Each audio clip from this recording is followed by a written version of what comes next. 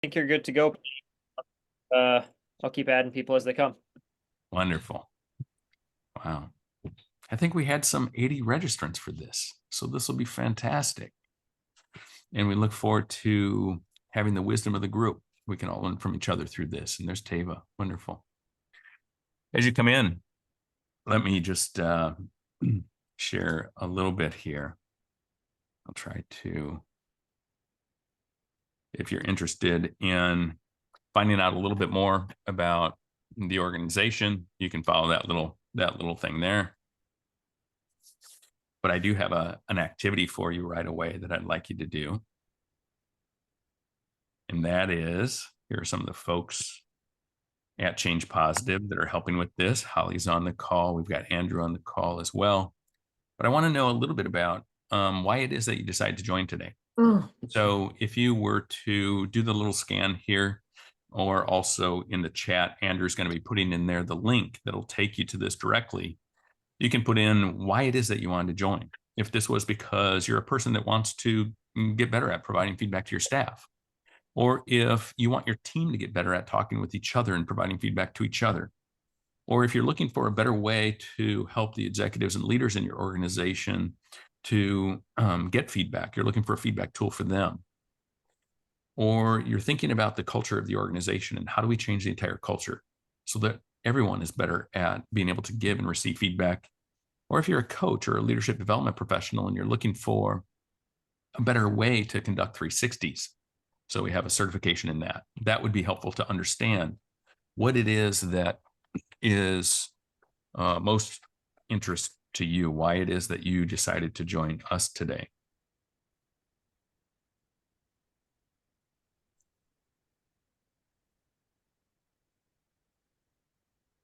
Oh, yeah. All right. So managers wanting to learn how to give better feedback, a little bit on team effectiveness, executive development, some coaches, some leadership development professionals here. And again, the link is in the chat. That'll take you there directly.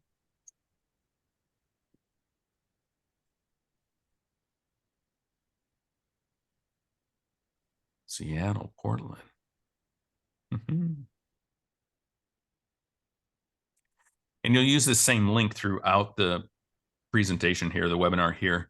And we're going to be asking you some questions. And so you'll come back to this same link or the same QR code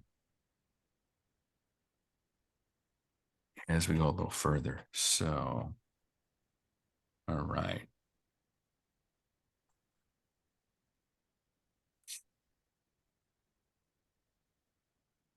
So giving feedback, learning about tool, and all staff. It's interesting.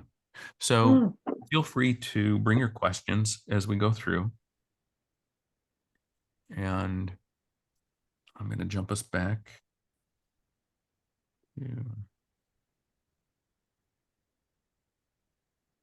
here.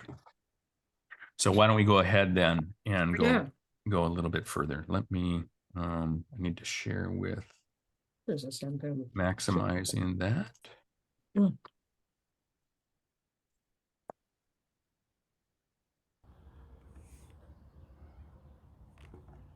Can you all see the video? I'm glad you've joined me this morning because I wanted to talk to you about what's been going on in the feeding shed. There's been some regular break-ins happening, and it seems to happen a lot when you're let out of the run. Now, I'm not saying it's you. I'm just saying that there seems to be a correlation between when you're free and when the break-ins happen to the feed shed. I'm just getting a little bit concerned that, don't give me those eyes, all right? We're trying to, don't. All right, it's very hard for me to tell you these things, but we did notice that one of the sacks had some teeth marks in it, and let's just say they weren't cat teeth marks. They were more like donkey teeth marks, and the donkey teeth mark. Please don't try and Steve, look, you're not. I feel like you're not listening to me. Dotty, can you have a word with him? So anyway, look, what I want to do is, I just wanted to ask you, could you stop breaking into the feed shed? If it is you, I'm not saying it is you, but would you mind stopping? Thank you. I love you.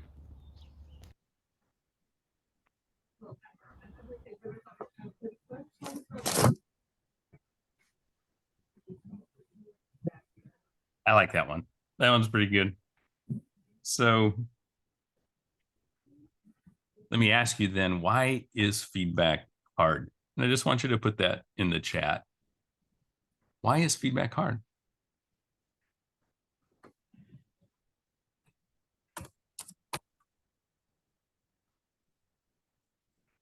I worry it will ruin the relationship. It's personal. Worried it'll be taken the wrong way. For most people, it's anchored in fear. Could be personally offending. Concern for the relationship. Worry about hurting feelings. Wow. Fearful as you're not supported. People care about each other. The reactions you'll get. Yeah. A lot of focus on how the other might take it, isn't it? Fear that I might not have all the facts, emotionally challenging. Right.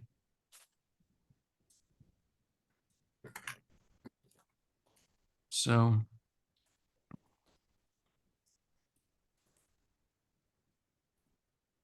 here's why I think it can be hard. I think it's hard because we have a brain. And when providing feedback, oftentimes it's going to be a message that the person isn't expecting. And when that happens, those signals come in through the brainstem, which is our fight, flight, freeze area before they get to the amygdala, which is around fear and emotion before they ever get to the logic center or the rational part of our brain, the prefrontal cortex. So we're wired to be cautious of the information that's coming in, to be looking out for potential threats. And not only that, but the person providing feedback has that happening as well as the person that's receiving that feedback. Now, while that negativity bias has kept us alive and padding around on the earth, it can be difficult in a social circumstance like this of providing feedback to somebody. So I want you to read this scenario. The scenario is about Alan, general manager. And in this scenario, you're Alan's manager.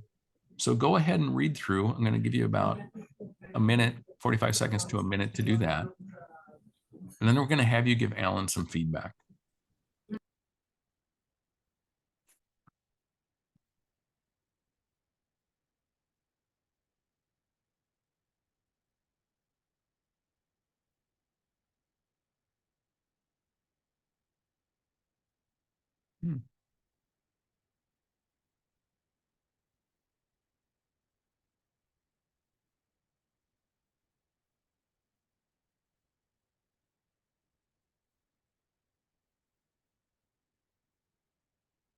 We're going to use this scenario of Alan throughout the workshop here. But if it's easier for you to think about your own Alan, somebody in your world, then do that. This maybe reminds you of somebody that you have in your workplace that maybe you report to or that reports to you, or maybe it's somebody that is in your world. But what we want you to do then, if you see the scanning code there, go back to that same Mentimeter, and let's have you put in one piece of feedback for Alan. And primarily, I want it to be based on the second paragraph. So enter into the Mentimeter, following that QR code and that link again that Andrew just put into the chat. What is your feedback for Alan?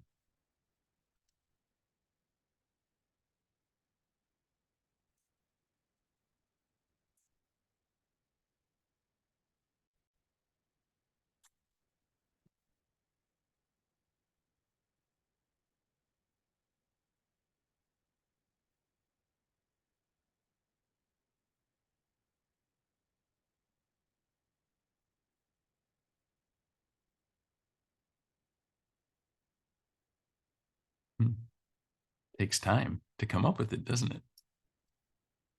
There's the first observation. What would you want to say to Alan?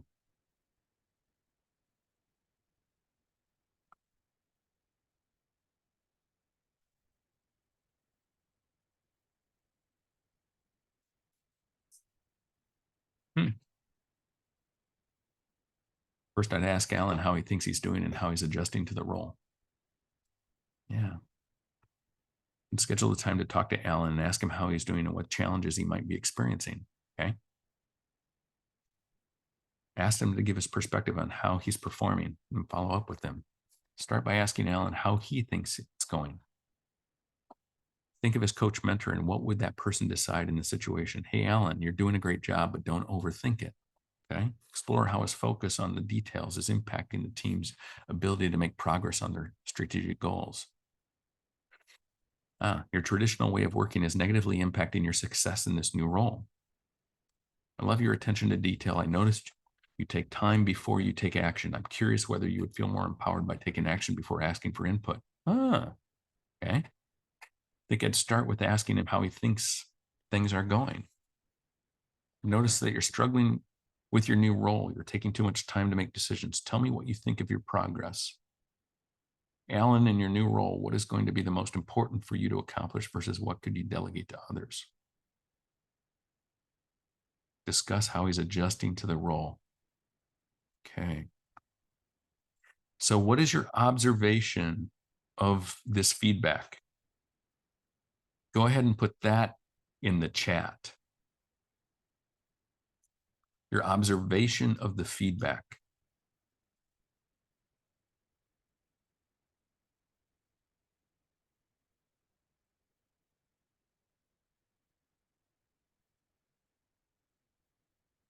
Not really direct.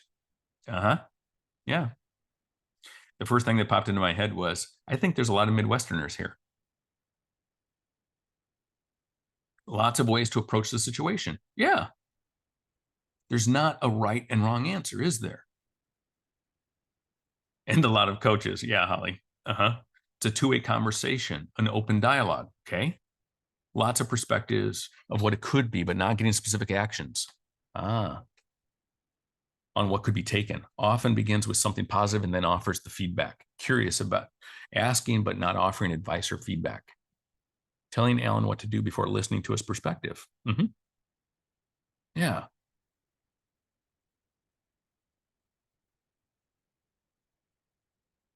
Yeah, we have the direct, your traditional way of working is negatively impacting your success in this new role, to kind of the less direct. Too vague and feels like manipulation. Okay. Good. Well, let's see if we can get a little better at this as we go through our time together. So what we've done then is started to pull together some thinking from individuals that are out there. But before we jump right into that, I want to tell you a little bit about the state of feedback and that you're not alone in your experience here. Almost everybody's had a bad experience with feedback. And here's the research that impacted me. More than a third of feedback interventions, almost 40%, lead to a decrease in performance and a broken relationship. So poorly designed 360s and other feedback interventions can actually lead to more disengagement, poor individual and team performance, create discouragement and frustration. That's what impacted me. So I'm always curious about feedback and trying to read and keep up on what is happening out there with this intent to change feedback to be the positive and constructive experience it was intended to be. So there's lots of resources out there. These are some of those things that have influenced me from the field of positive psychology, work on strengths, positive emotions, appreciative inquiry, positive relationships, especially solution-focused coaching from Tony Grant, Szabo, and Meyer. Their work is fascinating around how it is that you help people to learn and to grow. And then about social network analysis and understanding social threats from Eisenberger and Liebman, and positive deviance from Jerry and Monique Sternin. So how is it that we learn from our successes, grow from our successes? But more recently, there's been work done, or at least this is one that I came across more recently from Adam Grant, one of my instructors at Penn, And so stop me, Andrew, if the sound doesn't come through well. Let me know right away, but we'll play this. Do you have wisdom for one who mentors younger members of a team? My favorite experiment shows that you can say 19 words and people become dramatically more receptive to what you're about to deliver. I'm giving you these comments because I have very high expectations and I'm confident you can reach them. Now I'm not attacking you. High expectation. And I'm confident you can reach them. I'm here to coach you. I'm trying to help you. You establish that up front and all of a sudden you have a relationship.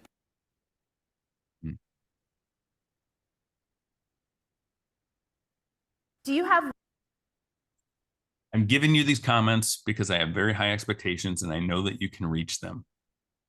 So I enjoyed reading that in his latest newsletter and going out and watching the video that he had posted on LinkedIn. But this is based off of some research by these researchers listed at the bottom here. And it was about how is it that you get through to students? And it was really about the idea of giving wise feedback, critical feedback from a teacher designed to assuage mistrust by emphasizing the teacher's high standards and belief that the student was capable of meeting those standards. So at least in that environment of teacher-student, this had a marked impact, a dramatic impact. The results are that students' likelihood of submitting revisions to an essay went up, and they improved the quality of their final drafts. And also, the effects were even greater among African-American students than among white students, and particularly strong among African-Americans who felt more mistrust of school. And then it was undertaken again in low-income public high school using attributional retraining to teach students to attribute critical feedback in school to their teachers' high standards and belief in them and their potential. And it raised African-American grades, reducing the achievement gap. So what Adam's doing here in his article, he talks a little bit more. He said, stop serving the compliment sandwich.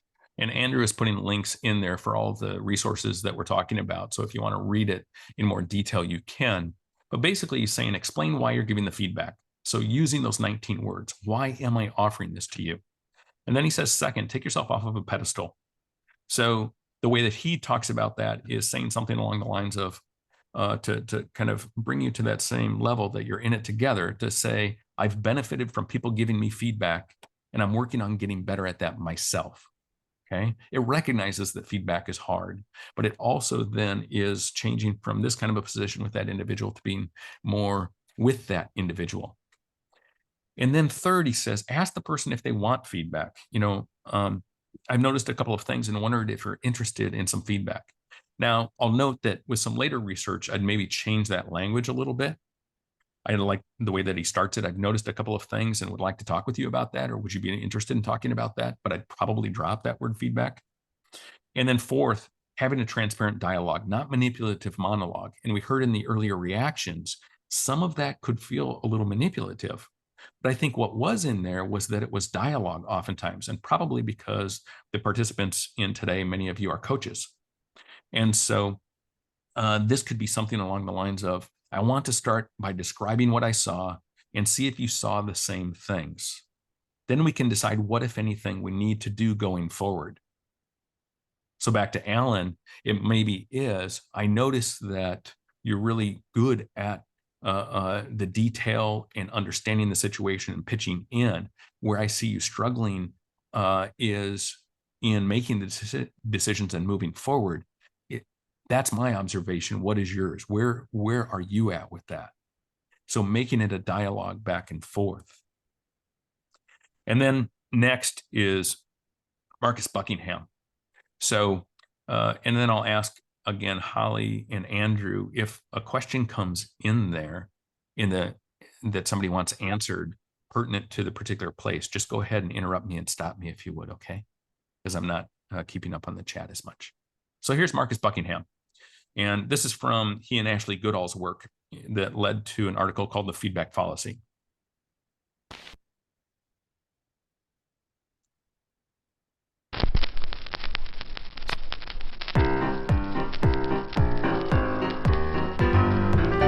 Feedback, the belief in the necessity of feedback, is based upon 3 beliefs, all of which are wrong.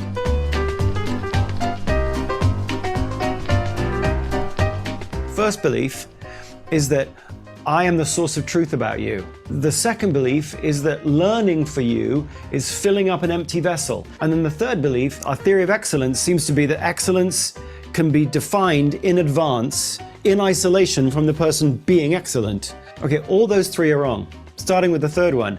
Excellence can't be defined in isolation from the person being excellent. Take funniness. You can't define funniness in isolation from the person being funny. If you look at defining funniness by studying Steve Martin, let's say, you'd come out with, well, no, it's strumming a banjo and waggling your knees and saying, I'm a wild and crazy guy, that's funny. And then you look at Sarah Silverman and you go, oh, no, it's not. It's being slightly caustic and rude in an affectless sort of weird way. And then you look at Chris Rock, he'll be something else. You look at Jerry Seinfeld. What you realize when you look at funny is that you can't extricate the excellence from the person being excellent. Excellence is interwoven with the person being it. Second, learning, we know, is insight. And insight is, as brain scientists say, it's a feeling of knowingness generated from within. And we can see it in the brain. Learning, neuroscientifically, is like building new buds on an existing branch. You grow more synaptic connections in those areas of your brain, you have the most pre-existing synaptic connection. So learning for you is actually taking existing patterns within you and helping you find some new little flash of insight, some new bud that helps you add form or structure or focus or a slight refinement of an existing pattern that already lives within you. Therefore, what do you need from me? Well, you don't need to have me tell you where you are failing to match up to some pre-existing measure of excellence. You need my reaction. I'm not a source of truth about who you are. I'm not a source of truth about what you should do. I'm a source of truth for my reaction to you. I'm a very good source of truth about my reaction. I can tell you when I fell asleep in your presentation. And then what your job is to then take my reaction and weave it into some insight that can build upon what you already know. Because particularly what you want isn't just my reaction. It's my reaction to what worked. When you do something, when you perform, you want my reaction to that, do that, that. Did you see what you did there? Not stop that, but that. Did you see that? Because together what we should do is try to uncover what worked. Let's put feedback aside and instead, let's give them what they truly need. Let's give them our instinctive and considered reaction to what works.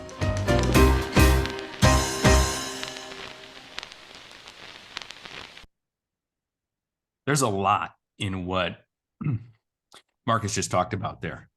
There's so much crammed into that. And I really invite you, Andrew put in the link there to that article. It was one of the evaluated as one of the top 13 articles ever put into Harvard Business Review by Harvard Business Review. And there's a ton in there that will really make you scratch your head and start thinking differently about providing feedback. So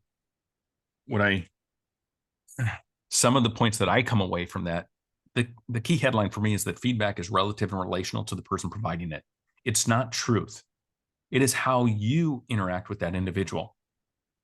And feedback is only our truth. It's how we see that individual. And that's based on our view of the world and what our needs are, what our desires are, what our style is, our habits, and so forth. And what I really like is how he talks about focusing on people's shortcomings doesn't enable learning. It actually impairs it. Pointing out what the person is doing wrong is not helpful, except in really limited situations, which he talks about in his article. Instead, it is about building off of those neurons that are already there, the successes that they're already having, and refocusing those and accentuating those in new ways. And feedback tells the receiver how they can be more effective with you. That's really it. It's about what would work for you. So I like how he ended just that video there where he says, let's give them our instinctive and considered reaction to what works. And he goes on in his article to talk about getting away from this fetish of radical candor and unvarnished and pervasive transparency. They have a swagger to them, but they imply that only the finest and bravest of us can face these truths with nerveless self-assurance. And it creates this climate of continual judgment. Instead, it's recognizing your relationship and your responsibility with that other in feedback, that it's not truth and it's relative and relational to you. So I find that article to be fascinating. But also he goes on to give what I think many people join the call to hear about is, how do I actually talk to somebody? What is it that I can say to be more effective in the feedback that I give? And we did see some examples of this in the language that you posted earlier. So instead of saying, can I give you some feedback? Good job. Here's what you should do. Here's what you need to improve. And that really didn't work. You need to improve your communication skills and so forth. It's all relative to the person providing it. Here's my reaction. Here are 3 things that work for me. Tell me what you were thinking about as that happened. Here's what I would do. Here's what worked for me and why. When you did X, I felt this, or I didn't get it. Here's where you started to lose me. When I don't hear from you, I worry that we're not on the same page. I'm struggling to understand your plan. Or what do you feel you're struggling with? And what have you done in the past that worked in a similar situation?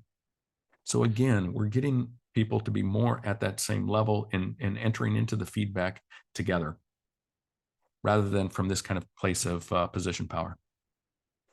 So the third area of feedback research that I wanted to bring into today's conversation is really about work done by Yoon, Blunden, Crystal, and Wellens at Harvard.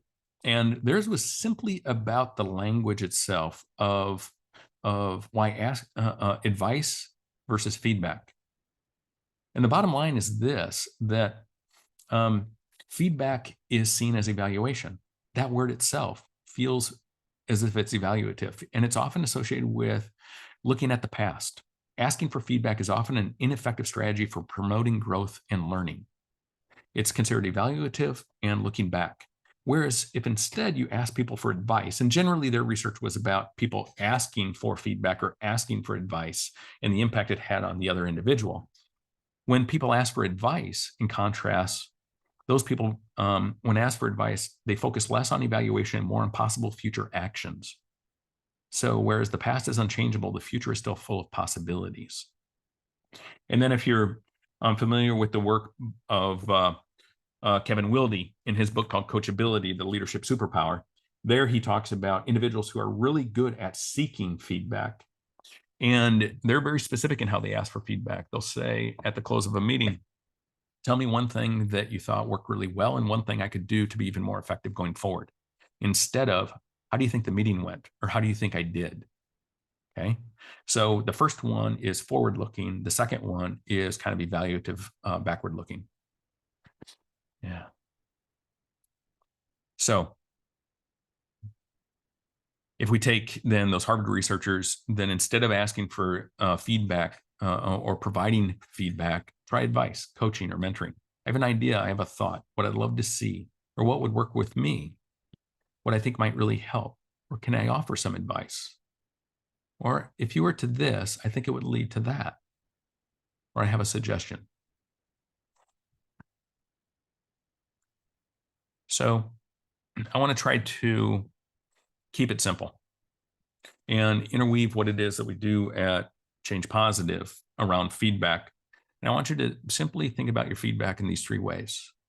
First, imagine feedback as a focus on what your colleagues love most about you, or what it is that you appreciate most about the person you're providing feedback for. What is it that they really excel at? What are those strengths that show up? So in the Alan example, it was easy to see in that first paragraph. Then second, imagine that your individual can go, your Alan can go even further. What is it that he could do to be even more effective? What might that look like from your perspective, recognizing it's only from your perspective? And then third, what could you do to support Alan in his development? So how would it feel to give that kind of feedback? How would it feel to receive that kind of feedback? What people see as your strengths, what they think you can do as your next in your growth, and that they'll be there to support you, and specifically how they'll support you in that. That's what we think creates feedback at its best at Change Positive. You trust the intention of the person that's sharing it with you is truly for your benefit.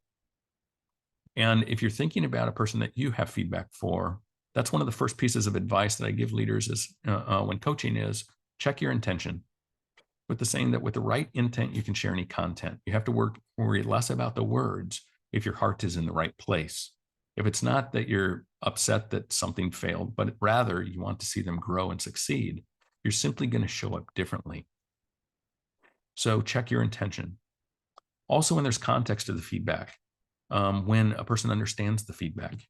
And that's why confidentiality is so hard when it comes to feedback, and is something that we really, we have a saying that when we don't know how to say something constructively, we say it confidentially. If we know how to say something constructively, it doesn't need to be confidential. And we don't want it to be confidential because context matters. What you're looking for from that leader, if you're Alan's manager, is going to be different than what their staff need. Maybe the staff want him to be into the details with them. Whereas when you get together with Alan, you just simply want to hear the top line. So understanding the context is extremely important. Also, when the feedback is developmental rather than evaluative, the better you are in your organization of having good ways of measuring performance, metrics, and so forth, then you can have more focused and more valuable ways of providing developmental feedback, coaching, mentoring, and so forth. And clearly, when you understand what to do rather than what not to do, and how to leverage your strengths toward that, as Buckingham was talking about. So, and then when it's done timely, because you're creating a culture where people are more capable of offering feedback to each other on a regular basis from top to bottom in the organization, and people are offering that social support, how they'll reinforce changes as they see them. So underneath all of this, is this understanding that feedback is relative and relational to the person providing it. It's not truth. And it's direct, but it's not all intended to be positive. It's intended to be constructive. And when we know how to say something from a solution orientation, you can be more direct. And so two things that I'll add to the points made by Grant and Buckingham and Goodall, et cetera, are one around solution focus and two around social support. Those are two areas I'd emphasize even more than what comes across in those researchers that I shared with you earlier. What we find is that it's not just about providing the feedback, but it is doing it in a specific way, in a solution orientation, and also the allyship that goes with it, that willingness to be there and reinforce when things go well. So I'll give you an example. Let's say that we come back from a meeting and we're in the same team, and I say to you, I love the way that you ran that meeting. You were clear, you were succinct, your points were crisp. I saw heads nodding, people were following you. I think there's one thing that you might do that's going to be even more powerful next time. And that is, if we could dig in for any sort of resistance before we leave the room, let's make sure that people have committed rather than just the head nodding. If that's something that you think would be worthwhile, I'll watch for that, and we can talk about that after next week's meeting. Okay? So building off of what worked, and then going to what's the next, and then offering that allyship, that support as it happens. So back to strengths, growth, and allyship.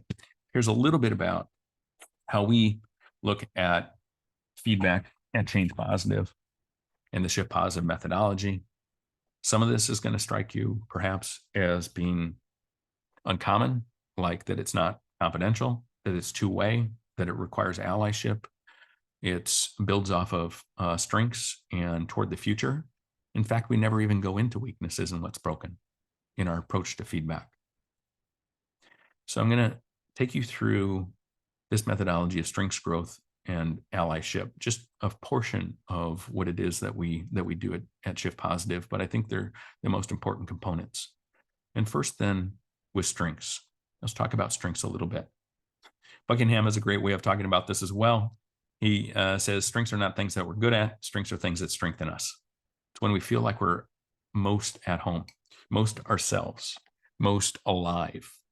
And he talks about how our neurons grow where they're already established. He pointed that out, the importance of seeing that in others. There, that thing you just did, that thing, do more of that, was his statement. The responsibility to interrupt and to catch people in the moment when they're stretching just a little bit more and it's a little bit more effective. And we know that when we're using our strengths, we're more engaged, more energized, and they impact our overall well-being. Further, we know from research by Tom Rath in the book StrengthsFinder 2.0 that when a manager, when you focus on the strengths of another, the chances of that person becoming actively disengaged is 1%. If a manager focuses on people's weaknesses, 22% chance of them becoming actively disengaged. So the question is, where do the actively disengaged come from? And unfortunately, they say that they didn't get any feedback at all. So we struggle with providing feedback, but it's the worst thing we can do if we don't engage in it. We have to engage in it. And then the easiest thing we can do is see the strengths in others and force ourselves to keep looking for those strengths and pointing those out. And sometimes we tell ourselves, well, I'll give them the compliment when they get this done right. Or I think one of the researchers says, it's like we think that we have only so many compliments we can give and noticing of strengths that we can give, and then that bag is going to be empty. And that's simply not true. So let's go back to Alan. Now I want you to think about this Alan, or I want you to think about your Alan. You're that person's manager. And I want you to go then back to the Mentimeter. And in there, we're going to have you put in just a little statement about the strengths.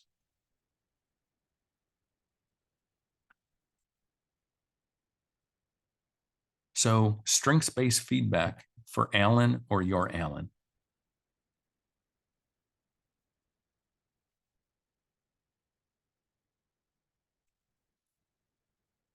The link is now in the chat again.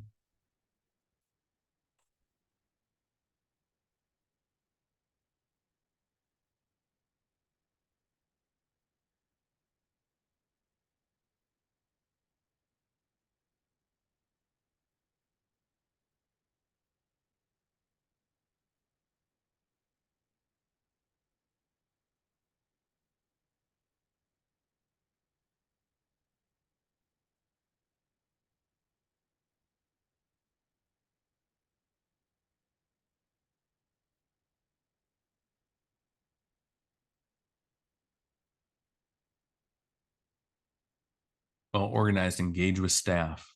You do a great job with responsiveness and the details.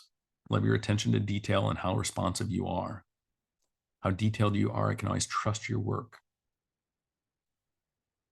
Your attention to detail really makes me trust you. I appreciate how thorough you think through difficult decisions. Yeah, so the responsiveness and the detail is coming out. What else as you think about your Alan? Do you really appreciate about that person, the person that maybe you came here thinking about? Do a great job of seeing the big picture while still being able to focus on the details. The collaboration. Yeah, good, good. Okay. You know what would take this even a step further? Is if in your relationship with Alan, you were able to talk about a specific example.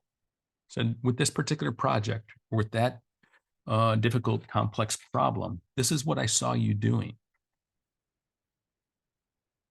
So what we find is that the more you can come up with a specific example, the more you can come up with a quote, something they say, a particular behavior that they do that demonstrates detail orientation in this example, or responsiveness. You know, I always hear back from you within minutes on my text messages, that sort of thing.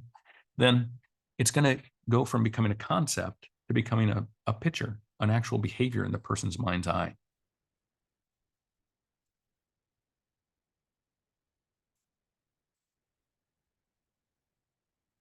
Okay.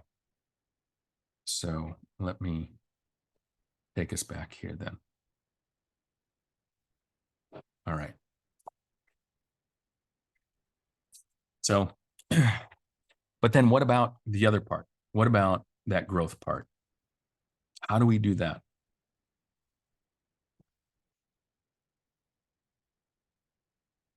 What if we never point out the weaknesses? What we say is that weaknesses might be interesting, informative, and insightful, but they're insufficient to make change. Weaknesses, if you point out a person's weaknesses, it doesn't really help. You need to go further. You need to help them understand what, from your perspective, is going to be even stronger for you. What's going to be helpful for you? Because again, it's relative and relational. So, but what about radical candor, radical transparency? Why can't we just tell people what needs to be said? And my response to that is that back to the brain. Neuroscience shows that the strong negativity bias, that when we receive information that we perceive to be a social threat, whether it impacts as another researcher talks about, he uses SCARF, that we perceive it as either a threat to our status, our certainty, autonomy, relatedness, fairness, our brain simply is going to react. And it reacts the same. What I found interesting in that is that it reacts the same as if it were a physical threat. In fact, the same areas of the brain light up, and the areas that light up are associated with pain, where we register pain. So social threats show up in our brain the same way that pain does. And as Buckingham pointed out, it also neglects that social component. The feedback is relative and relational.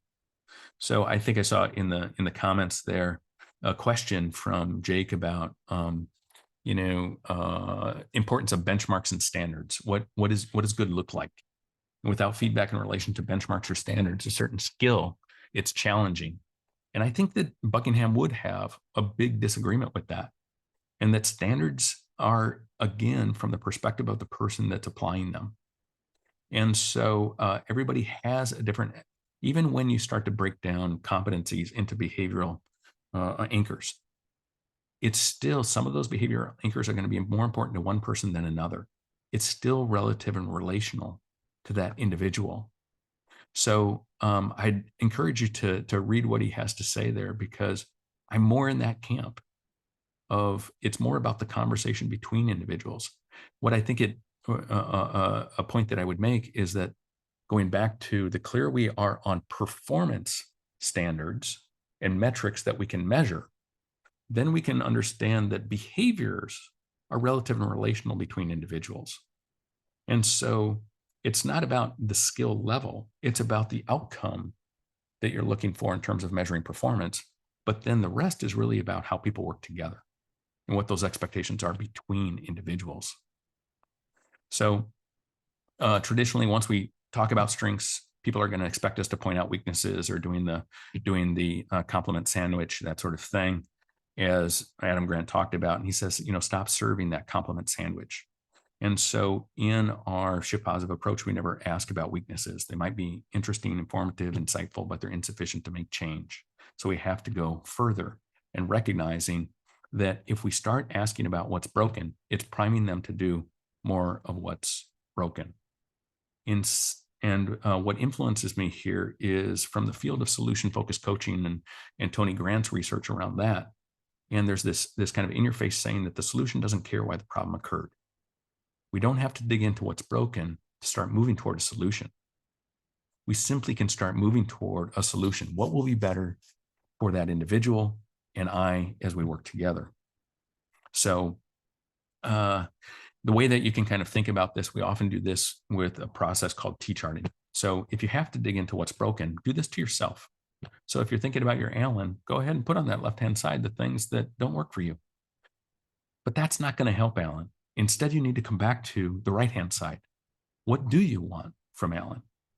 And so if on the left-hand side, this is a different example, but if he's always negative, needs to be involved in everything, doesn't trust me or others, needs to control everything, that's not going to help. But if instead, what is it that you would want? Start with possibilities. It's clear about who's doing what, shares the concerns, fears, and vulnerabilities, asks about my ideas and hopes. Maybe one of those resonates with you, but I doubt that all of them resonate with every person, because again, it's an individualized relational aspect of feedback. So the activity that I've got for you then is just to think about, in your mind's eye, Alan or your Alan, and what is it that you would want them to start doing more of? What is the solution? So I'm just priming you right now with that, and we'll come back to it. But here's the little tests that I give oftentimes. How many branches are on this tree? Catherine, I see your lips moving. You're counting the branches. Okay, the answer is there's a lot of branches on this tree, folks. There's a lot of branches. Okay. Now, how many faces are on this tree? Allie's turning her head to the side. So there's about 11 or 13 different faces on this tree. And so if you start looking between the branches, you start seeing these faces, showing up. So where my cursor is here and here and here, and maybe this is Ben Franklin, and then this is the little scary baby looking up in the tree. So if I ask you to see branches, you see branches. If I ask you about weaknesses and what's not working, then you're going to see weaknesses and what's not working. If instead I ask you to see what it is that you want, you start thinking about what you want. You start seeing the faces between the branches. And that's important because it primes us to see what we want rather than what we don't. And once you start seeing those, it's hard not to see those faces. This is called inattentional blindness. We don't see what we're not looking for. If we can't see it in our mind's eye, what better is? We won't see it even if the client starts to do it. So unless you take the time to truly think about what success looks like, the employee is going to be guessing, and you probably won't recognize the change when it begins to happen. It's one of the most disappointing things as a coach when you're working with a leader and they're trying to make change, but the people around them don't recognize it because they aren't primed to look for it. And so those behaviors fade. We reinforce each other all day long. And so Catherine, seeing your lips move impacted me. Seeing somebody's camera on, as Jake, you turned your camera on, that influenced me, stuff like that. So we're always giving each other these little signals. So we want to be sure that we're looking for what we want rather than what we don't. And then that's clear in behavioral detail. So how do you get there? You ask yourself these kinds of questions. What would it look like? What would you want Alan to do? How would that look? What would you notice in terms of their behaviors? How would they behave differently? What would you start to notice? The first step you'd notice in Alan. And so you take maybe that decision making. What's that first step that you would notice? And thinking about this as you're forming that in your mind about what those behaviors would be. If it starts with stop, don't, would, and won't, or any other NTs like that, you're not there yet. So behaviorally, what would he be saying? What would he be doing? What would you see him doing? Where would it happen? When would it happen? Okay. So think about that, because we're coming back to Alan then. This Alan or your Alan, and going back then to the Mentimeter. What's the growth for Alan or your Alan? Be as specific and behavioral as you can. What's going to make this person for you even more effective from your perspective? And go ahead and type that into the Mentimeter.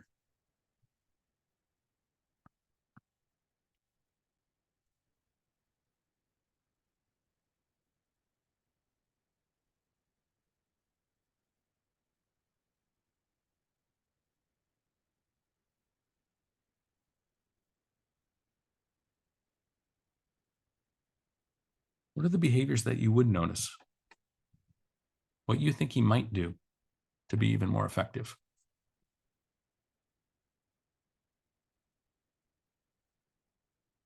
Okay, so let's take these and get them more detailed.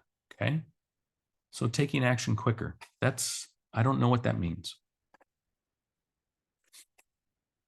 Would he reach out to you when he feels stuck? Would he, we'd work on the first 3 big decisions together. Would he share with you what are the biggest decisions that he's got to make so that you can talk them through?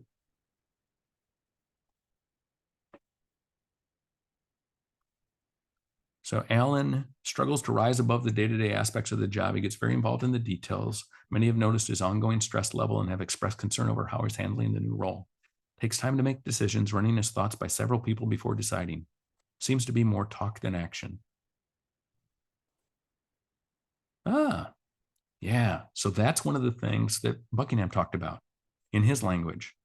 Ask when he does, what he does well, what energizes him, or maybe asking when you've made decisions, effective decisions, how did you do that?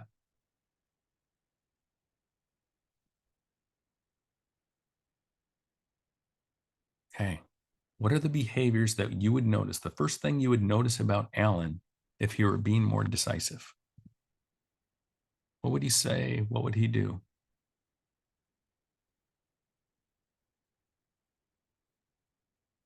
Ah, there we go. Alan, if you could share where you are getting stuck making decisions, we can work together how to overcome. Okay. You could take that even further.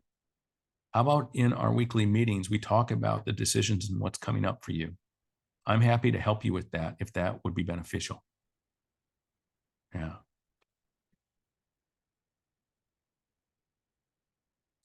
It's hard, isn't it? It's hard getting to the solution. It's hard getting clear about what that would look like. Okay. So there's a big one. Let's recalibrate. Okay. So we're trying to get from these concepts to behaviors, something you can see in your mind's eye, something they would say. Alan, I notice when you let others into the details and participate in the decisions, they feel more trusted, as do I. Okay. So now we're talking about his next. If he's even more effective, what is he going to do?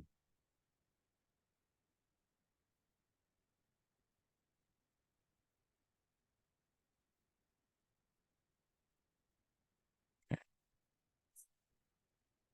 So this is the hard part, getting to that place of what for you being more decisive might mean. So for me, if I were answering that question, I'd say something along the lines of, Alan, we meet on a regular basis. I'd love to hear what are the big decisions that you have coming up, and working together, I think that you can get more comfortable at making those kinds of decisions. I'd like to help you calibrate how deep into the details you need to go. Would that be helpful to you? So let's do that in our weekly meetings. Okay. I wish I could read that one. Okay. Oh, there was one. So basically it's about when you've done that before, which is one that Buckingham talked about there. So I'll take us back to that then. Yeah, so he used this kind of language again. What do you feel you're struggling with, and what have you done in the past that worked well in a similar situation? Or here's what I would do even. Here's where you started to lose me. Okay. So then the third part is about allyship. And that was starting to become apparent in just how we were going through that last one. But the idea that feedback is, first of all, relative and relational to the person providing it. It's not truth. And that comes from that article, The Feedback Fallacy. It's not truth, but it's your truth. It's always relative to your own expectations and your own comfort zone. Some will find Alan to be too indirect. Others will find him to be perfectly direct, and so forth. But this idea that change does not happen alone. If you take a moment to think about when you've gone through change, who is there to support you? And research shows this, especially in professional development in organizations. Marshall Goldsmith found that there was one variable proven over and over essential to long-term change, and that is the ongoing interaction and follow-up with colleagues, sharing with them what it is that you're working on and engaging them in helping you with that. So we always talk about identifying at least one thing that you can do to support that individual you've got feedback for. And so, as I said earlier, if we go to this meeting, I think what be even more effective is if you try to dig for any sort of resistance before we leave the meeting. If you want to do that, I'll watch for that, and we can have another debrief after next week's meeting. It doesn't have to be big, but that partnership offers an amazing opportunity for people to make developmental change.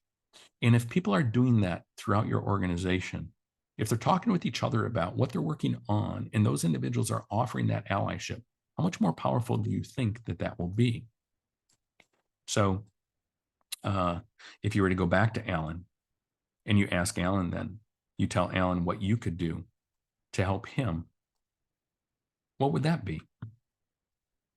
What might you do to help Alan get better at decision making or being at the right level of detail? And how might that reflect your own strengths?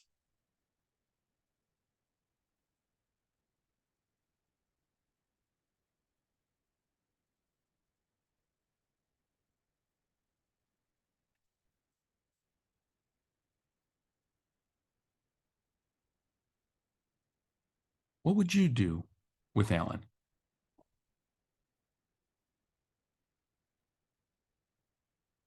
How would you help Alan?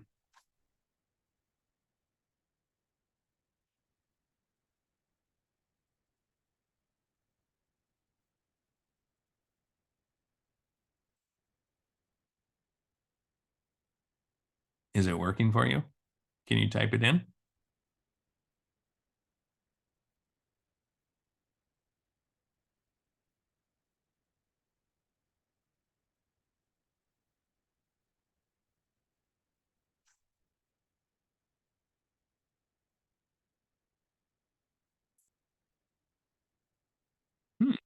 Okay. So have a conversation about a leader they offering advice or talking about another leader they want to emulate. Coach him through the decision. Yeah. So there's a direct offer of support. How about I coach you through your next important decision? More from you about how approach making decisions. Would you be open to sharing with me the big decisions you're working on? I can serve as a sounding board for when you work through a decision. Ask what would need to happen now. Ask them first so you're not forcing your opinion. You could even signpost him to colleagues who you know are great at. Yeah, good, good. So now we're getting more specific, and it's what you maybe notice is it's relative and relational to you. One is going to find somebody that they can kind of be like. Another is going to coach because they've got coaching skills. Another is going to work through a decision. Another is going to just simply ask them. So this points out that it is relative and relational. It's not truth. It's not a skill of decision making, but it's actually decision making relative to that person who thinks they can get better at decision making. So basically, what do you do now? As Buckingham pointed out, notice and point out the strengths. That's it. Alan, here's the decision that you just made. I love that. Or here's how you move closer to it. You shared with me the decision you're struggling with. I love that. I'm happy to help you with that. Being solution focused. So pointing out what they could do instead to be even more effective. That importance of being solution focused while recognizing that it's just relative to you and your expectations and your comfort zone. And then offering that social support. We don't change by ourselves. Being overt in your offer of support so that they know that you're there to support them in that. So be clear about what to do, what would work better for you, and how you're there to help them with that. If you had to boil it down from our approach, it's really the core of it is that. What are the strengths? What are the solutions, the growth, and what's the allyship that you can offer? So these are the kinds of things that we do. We help managers who struggle to provide feedback. We help leaders who want to develop themselves and are looking for insight and support, or a team that's struggling, or a leader that wants feedback from their team, or a company or department that wants to create this culture. And the certification and the Shift Positive that we do, that we've developed. So as we bring it to a close here, I want to respect your time. I'm going to stop share there. And I just want to thank you all for being here and for participating as you did. I know there was a lot of back and forth, and I appreciate your activity with it all. If we can be of help to you, we'd love to. So please don't hesitate to reach out. We'll be doing a follow-up, and yes, the video will be coming out to all of you. And if there's more that we can do to support you, please let us know. Thank you.